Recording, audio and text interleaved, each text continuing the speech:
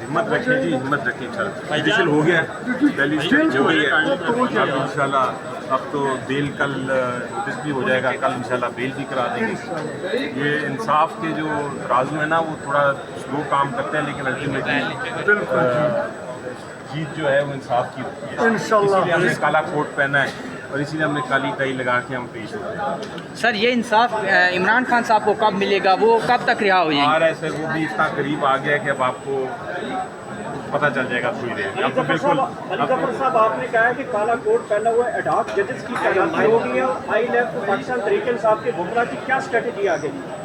دیکھیں جہاں تک جو ایڈ ہاک ججز کا تعلق ہے، آپ خصوصیات کو چھوڑ دیجیے.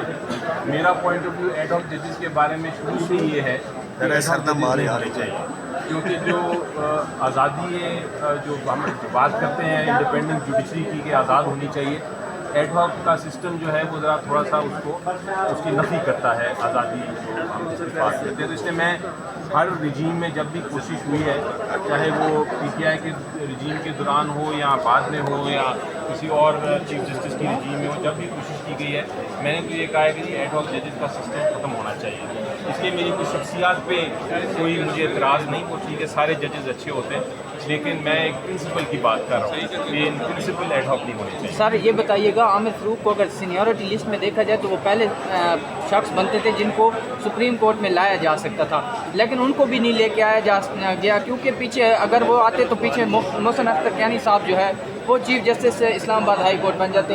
کیا ایسی سر وجوہات تھی کہ ان کو جو ہے نہیں لایا گیا؟ آپ چاہتے ہیں کہ میں قومی سیاست کے بجائے میں جوڈیشری کی سیاست کی باتیں کروں، وہ میں thank you sir, thank you so much.